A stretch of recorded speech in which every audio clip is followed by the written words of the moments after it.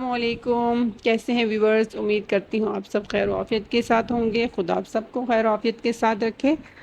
آج ایک اور نہایت اہم عنوان اہم موضوع لے کر حاضر ہوئی ہوں، جو کہ ہمارا آج کا ٹاپک ہے تجنیس پرونومیشیا، جسے انگلش میں کہتے ہیں تجنیس، اردو میں کہا جاتا ہے۔ تجنیس کا مطلب کیا ہے، آج ہم یہ سمجھیں گے۔ تجنیس ایک جیسے ہم آواز الفاظ کا گٹھا ہونا۔ مثال کے طور پر لب ہے، یہاں پہ میں نے ہائی لائٹ کیا ہوا ہے۔ ایک لب ہے جس کا مطلب ہے ہونٹ، اور ایک لب ہے جس کا مطلب ہے کنارہ۔ ایک دل ہے جس کا مطلب ہے جسم کا حصہ، اور دوسرا دل لگی ہے، کھیل مذاق۔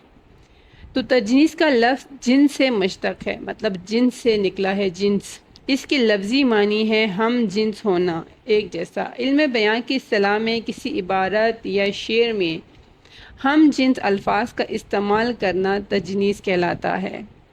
اب ہم جنس جو الفاظ کا مطلب ہے ملتے جلتے مشابہ الفاظ، یہ مشابہت دو طرح کی ہوتی ہے، ٹھیک ہے، دو طرح کی ہو سکتی ہے، لہٰذا تجنیس کی دو اقسام ہیں۔ اس کو میں آگے آپ کے سامنے وضاحت کے ساتھ بیان کروں گی۔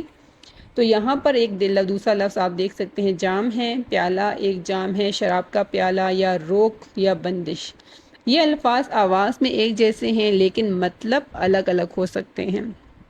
تو آپ نے اس چیز کو سمجھنے کی کوشش کرنی ہے، بار بار مطالعہ کیجئے، بار بار سمجھیے، بار بار پڑھیے۔ اور ادبی اصطلاح میں کیا ہے؟ ادبی اصطلاح میں تجنیس اس صنعت کو کہتے ہیں جس میں ایسے الفاظ استعمال کیے جائیں جو آواز میں ایک جیسے ہوں مگر معنی مختلف ہوں۔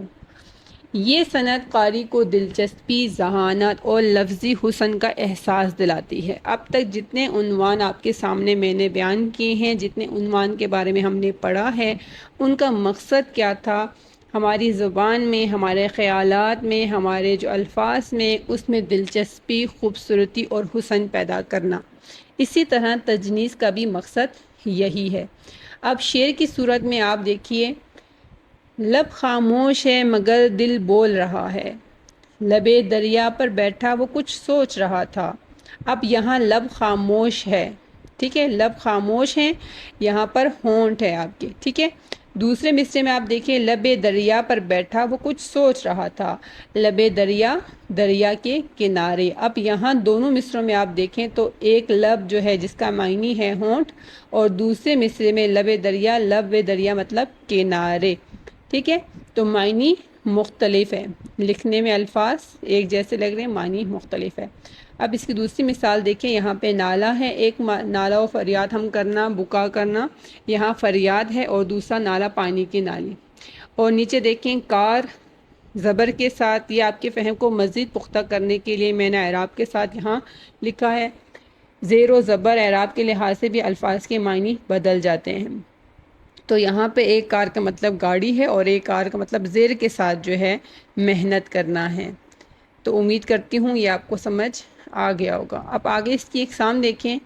تجنیس کی اقسام دو ہے، پرفیکٹ پرونومیشیا، آواز اور املا دونوں ایک جیسے ہوں لیکن معنی مختلف ہو، آواز بھی اور املا بھی ایک جیسے ہیں، نالا اور نالا، ایک کا معنی ہے رونا، فریاد کرنا، اور دوسرے کا معنی ہے پانی کی نالی، ٹھیک ہے۔ امپرفیکٹ پرونومیشیا کیا ہے؟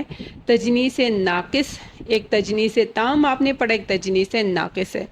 آواز ملتی ہو مگر املا مختلف ہو، اب وہ زیر زبر اعراب کے لحاظ سے مختلف ہو سکتا ہے۔ سیر ہے، زیر کے ساتھ پیٹ بھرا ہوا، سیر، سیر۔ ایک ہے سیر، زبر کے ساتھ تفریح، گھومنا پھرنا، سیر و سیاحت کرنا، یہ تجنیس ناقص کی مثال ہے۔ تو امید کرتی ہوں کہ آپ کو یہ کانسیپٹ سمجھ آ گیا ہوگا۔ اگلی ویڈیو تک اپنا خیال رکھیے، فی امان اللہ۔